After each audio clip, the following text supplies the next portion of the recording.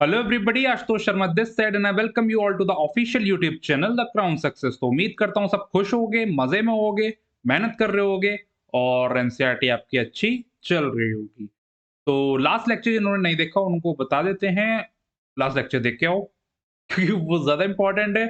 ठीक है, क्योंकि जब बेस क्लियर करोगे तो शुरू से ही होगा वो बेस क्लियर। ठीक है, तो उसमें हमने संगम एज के बारे में पढ़ लिया था। संगम एज में क्या क्या चीजें चल रही थी, जैसे कि आपका जो 3 डायनेस्टीज़ थी, चेरा, चोलास, पांड्यास, वो हमने लास्ट लेक्चर में कवर कर ली थी, जो कि इस टॉपिक से सबसे ज़्यादा इम्पोर्टेंट है। तो वो चीज़ आपको अच्छे से समझ में आ जानी चाहिए, चेरा, चोलास, पांड्यास। अगर कोई डाउट है तो आप मेरे से कमेंट सेक्शन में पूछ सकते हो, ठीक है? या फिर टेलीग्राम चैनल पे बाकायदा दूसरे पेज में आप जॉइन कर सकते हो, डिस्क्रिप्शन में आपको लिंक मिल जाएगी। तो संगम एज में हमने सबसे पहले चोलास, पांड्यास, चेरास के बारे में पढ़ लिया था, इनकी पॉलिटिकल हिस्ट्री पढ़ ली थी अच्छे से। आज माइनस चिफ्टन्स भी हमने कल पढ़ लिए थे। आज बेसिकली हमको संगम पॉलिटी और आगे के जितने भी टॉपिक्स हैं, संगम सोसाइटी, पोजीशन ऑफ वुमेन, ये सारा मतलब कहने का मतलब है आज संगम एज हम निपटा देंगे और उसके बाद अगला लेक्चर हो जाएगा हमारा गुप्ता एम्पायर पर। ठीक है? तो आज बेसिकली हमको संगम पॉलिटी से पढ़ना है, तो चलो लाइन बाय लाइन पढ़ते चलते हैं, समझते चलते हैं और करते चलते हैं और क्या, है ना? चलो। संगम पॉलिटी की बात करते हैं, पहले पेन लेते हैं हाथ में। संगम पॉलिटी की बात करते हैं। Sangam polity, hereditary monarchy was the form of government during the Sangam period. Monarchy मतलब संगम पीरियड में मोनार्की फॉर्म ऑफ गवर्नमेंट देखी गई। मोनार्की फॉर्म ऑफ गवर्नमेंट क्या होती है? जिसमें एक इंडिविजुअल पर्सन किंग बनता है और वो पूरी गवर्नमेंट चलाता है, ठीक है? The king had also taken the advice of his minister. वो अपने जो जितने भी मंत्री ग्रह होते हैं, जितने भी कोर्ट पोएट मंत्री वगैरह होते हैं, उन सबसे एडवाइस लेता है। ये नहीं कि राजा बन गया तो बदतमीजी काट दूंगा मैं अकेला ही, ऐसा नहीं है भाई साहब। सब कुछ बकायदा सबसे मतलब राय लेता है कि ये चीज़ हमको करना चाहिए, ये चीज़ नहीं करना चाहिए, राय मिलने के बाद ही काम करता है। ठीक है? The Chera king assume title like, उन्होंने कुछ टाइटल अपने आप को दे लिए थे, कुछ संतों ने दे दिए थे, कुछ इन्होंने अपने आप से ही कैप्चर कर लिए थे title.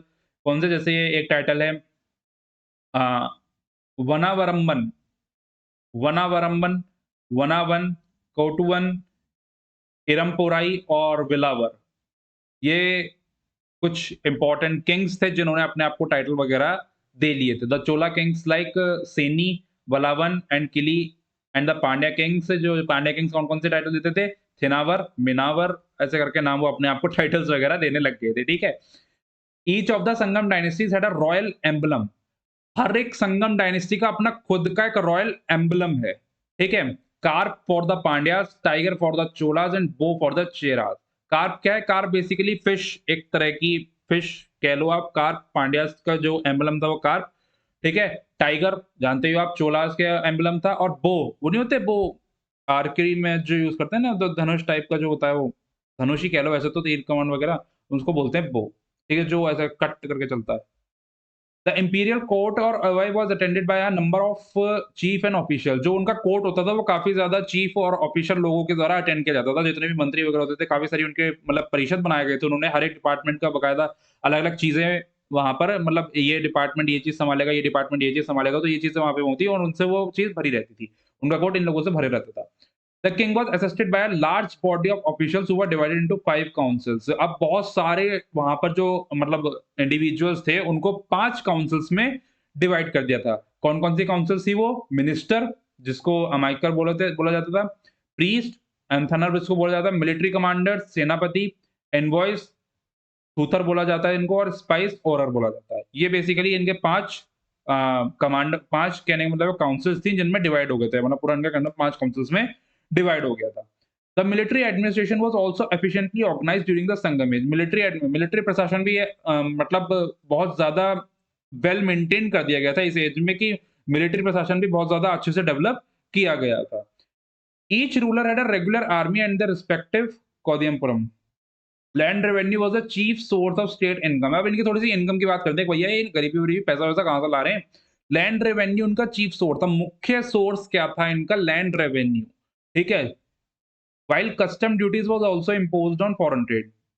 The Patinappalai refers to the custom imp the Patinappalai refers to the custom officials employed in the seaport of कुहार। पतिनपलाई जो लिटरेचर है उसमें मेंशन किया गया है कि जगह-जगह कुहार के बंदरगाह के बारे में वहाँ पर मेंशन किया गया है। Booty captured in war was also major income to the royal treasury. Booty समझते हो आप? बूटी क्या होती है? जब ये लोग कहते थे कि यहाँ ना, अब जब आगे मैं आपको बताऊंगा कि इनमें ना कुछ लोग डकैत भी थे, डकैत बोले तो डाकू वगैरह भी थे, जो लूटपाट करते थे। तो लूटपाट करके जो वॉर्स वगैरह जो करते थे, जैसे वॉर्स हो गई, वॉर्स वगैरह में क्या करते थे कि ये लोग जैसे अब किसी किंगडम को हराया इन्होंने, ठीक है, आपस में जो लड़ते थे, तो किसी को हराया इन्होंने। हराने के बाद जो उनका एरिया था वो कैप्चर किया, कैप्चर करने के बाद उसमें लूट मचाई। उनका जितना भी एरिया था वो, मतलब अपना जितना भी इनका सामान वगैरह था, सामान वगैरह भरा और अपने साथ लेके आ गए। तो वो भी इनके कमाई का एक ज़रिया था, उससे भी ये लोग बहुत कमाते थे। ठीक है, देख रहे हो, मतलब पहले तो लूट लो फिर कमा भी लो उससे, वाह यार! ठीक है। Roads and highways were well maintained and guarded night and day to prevent robbery and smuggling. Roads और हाईवे जो थे इनके, वो काफ़ी ज़्यादा वेल डेवलप थे और चौकीदारी का काम भी मतलब लोग वहाँ यहाँ पे करते थे, चौकीदार भी रखते थे अपने चीज़ों को प्रिवेंट करने के लिए। ठीक है, चौकीदारी वगैरह भी यहाँ पे रहते थे, जो रॉबरी वगैरह, स्मगलिंग वगैरह को रोकने के लिए, लेकिन फिर भी रॉबरी हुई है, अभी दिखाता हूँ देखो कैसे हुई है। ठीक है, संगम सोसाइटी, संगम समाज की बात करते हैं। Tolkappiyam refers to the 5 oldest division of land. Land के 5 ओल्डेस्ट डिवीजन थे। कौन-कौन से? कुरुंजी, मुलाई, मुरदन, नेदल, पलाई। देख रहे हो खतरनाक हो गई ना मेरी तमिल? ऐसे बोलते हैं देखो तमिल। ठीक है, तो 5 डिवीजन्स थे, कौन-कौन से? कुरुंजी, मुलाई, मारुदम, नेदल, पलाई।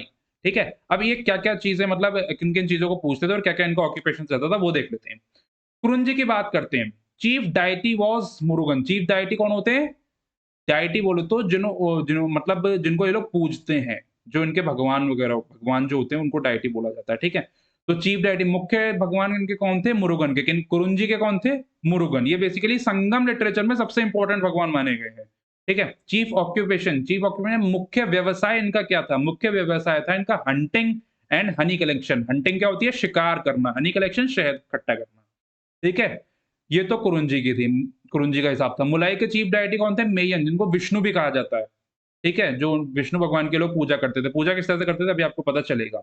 चीफ ऑक्यूपेशन, मुख्य व्यवसाय क्या था इनका? कैटल रियरिंग, पशुपालन and dealing with dairy product. Dairy products के मतलब चीज़ें खरीदना लेना, ये सब इनका वो रहता था, मुख्य ऑक्यूपेशन था।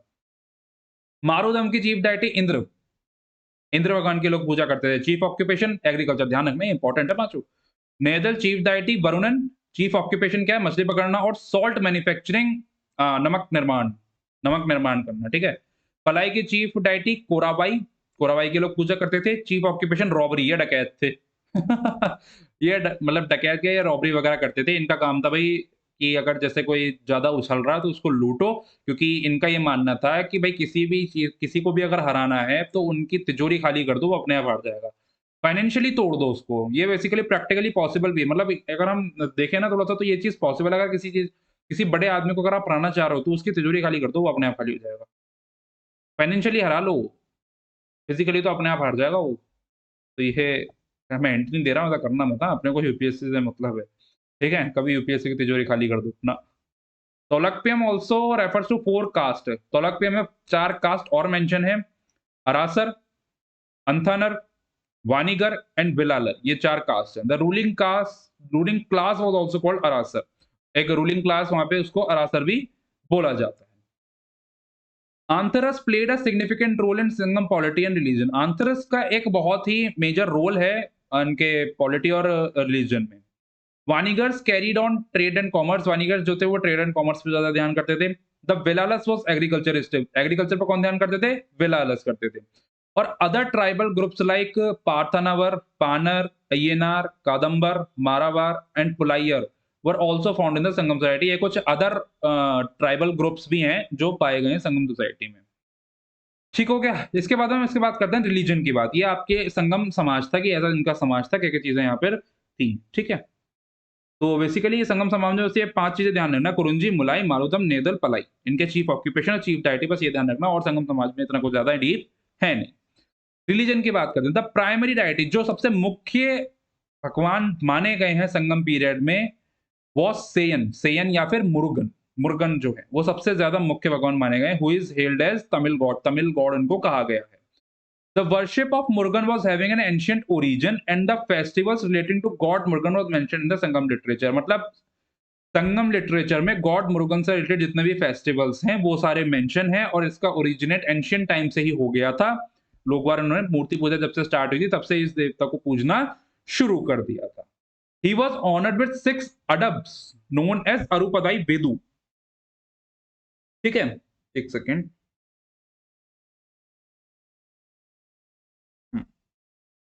ही वॉज ऑनर्ड विद 6 अडब नोन एज अरपाई वेदू। कहने का मतलब है वो 6 अदब बोले तो 6 प्रकृतियां कह लो, 6 प्रकृति से वो लोग उनको ऑनर किया गया था, सम्मान दिया गया था, जिसका नाम रखा गया अरुपदाई वेदू।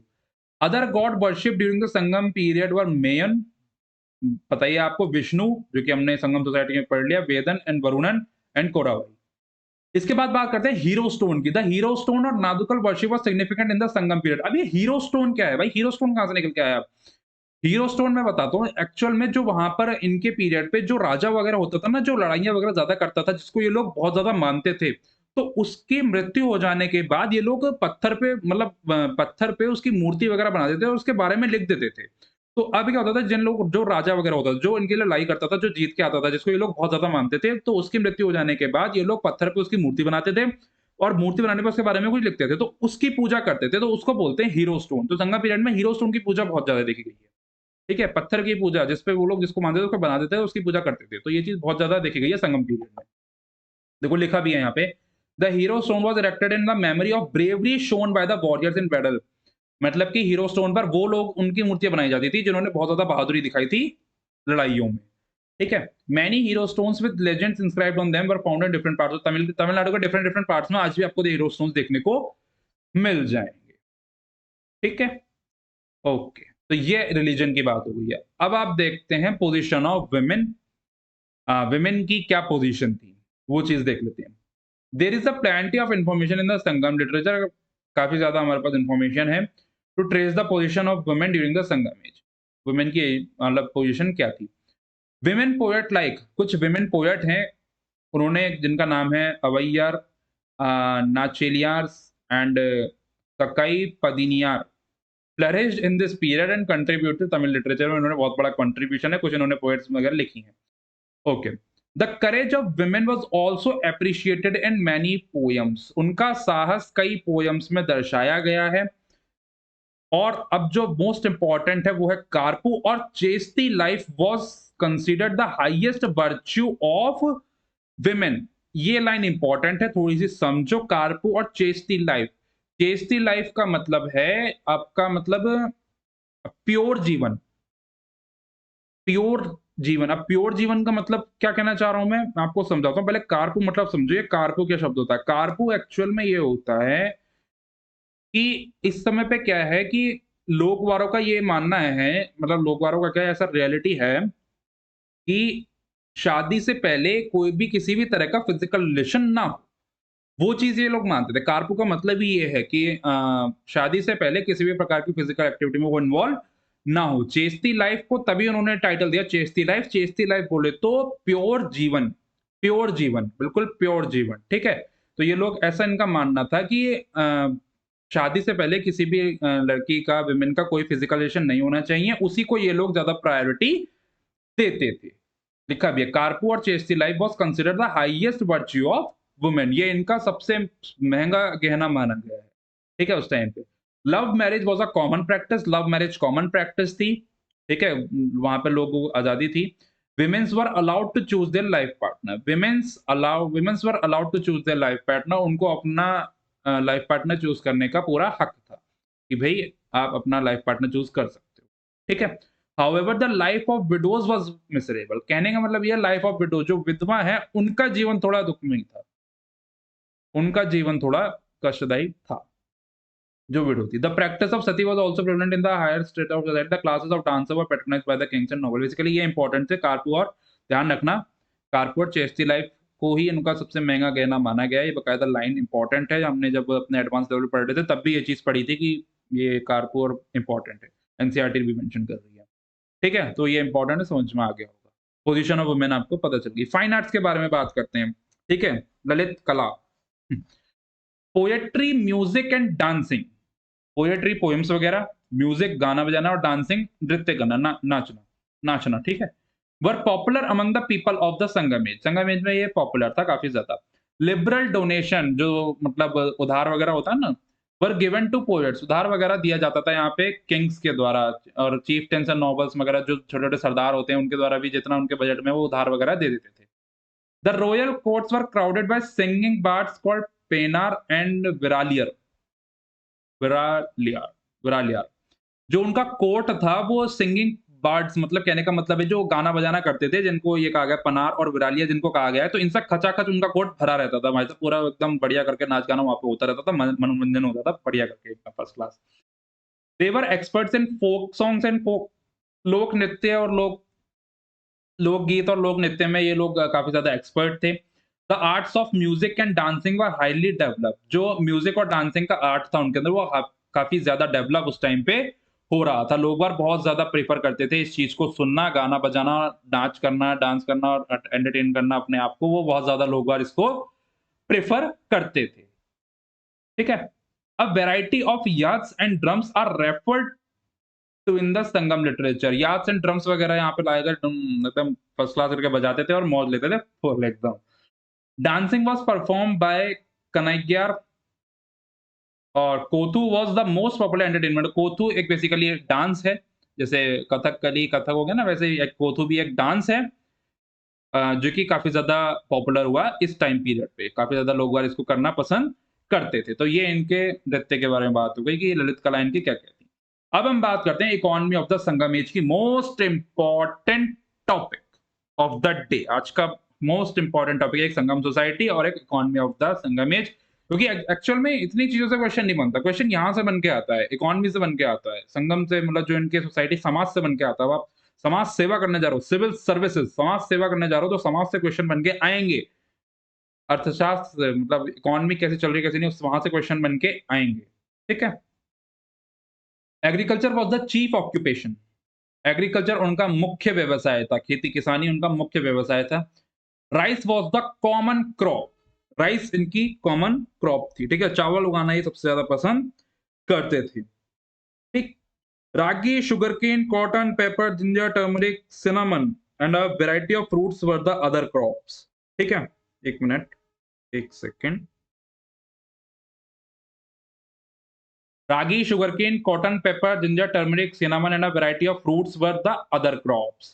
गन्ना, कपास, काली मिर्च, अदरक, हल्दी और सिनामन, दालचीनी एंड मतलब तरह-तरह के फ्रूट्स वगैरह इनके और ज़्यादा मतलब मुख्य फसल थी। मतलब कि और ये अलग तरह-तरह की चीज़ें उगाते रहते थे। Jackfruit and pepper, jackfruit and pepper were famous in the Chera country. Jackfruit, कटहल, कटहल बोलते हैं ना वो एकदम गोल सा होता है, काफी हार्ड रहता है उसको एकदम, वो कटहल जैकफ्रूट बोलते हैं इसको। ठीक है, jackfruit and pepper were famous in the Chera country. Chera country में जैकफ्रूट काफी ज्यादा फेमस था। Paddy was the chief crop in the Chola and the Pandya country.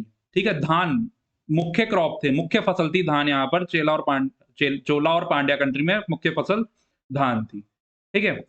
The handicrafts of the Sangam period were popular. Handicrafts बहुत ज्यादा popular हुए। They include weaving, metal works and carpentry, ship building and making of ornaments using beads, stone and ivory. The handicrafts of the Sangam period were popular. They include weaving, बुनाई, metal work, धातु का काम, carpentry, बढ़ईगिरी ये लोग करते थे, बढ़ई वगैरह का जो काम रहता है, लकड़ी का काम, शिप बिल्डिंग, जहाज निर्माण ये लोग करते थे, जहाज बनाते, क्योंकि अब एक्सपोर्ट इंपोर्ट इनके पास बहुत चलता था, तो ये जहाज वगैरह भी बनाने लग गए थे। ठीक है। And making of ornaments using beads, मतलब मोती, सोना, इस तरह के मतलब जो होते हैं ना, हाथी दांत, आइवरी बोले तो हाथी दांत, ये लिखा ना आइवरी, देखो ये हाथी दांत, पत्थर, बीट्स, मोतियां, इन सब से ये लोग ऑर्नामेंट्स बनाना, इन्होंने टूल्स बनाने भी शुरू कर दिए थे वहां पर। ठीक है। There was a great demand of these products as the internal external trade. External trade और इंटरनल ट्रेड के लिए इन चीजों की बहुत ज्यादा डिमांड थी। was at peak during the Sangam period. Spinning and weaving of cotton and silk clothes attained a high quality. ठीक है, स्पिन एंड वेविंग बहुत ज्यादा मतलब हाई क्वालिटी का मतलब इनको चाहिए था, बहुत मतलब हाई क्वालिटी पकड़ ही लिया था लोग वालों ने। ठीक है। The poems mention the cotton cloth as thin as a cloud of steam and slough of a snake. There was a great demand in the western world for the cotton cloths. काफी ज्यादा demand हो गई थी, मतलब cotton clothes की काफी ज्यादा demand हुई कहां पर? उरैयूर। उरैयूर क्या था? कमेंट सेक्शन में आप बताओ। उरैयूर कैपिटल थी किसकी, ये बताओ। सारी बातें छोड़ दो, उरैयूर किसकी कैपिटल थी? बताओ।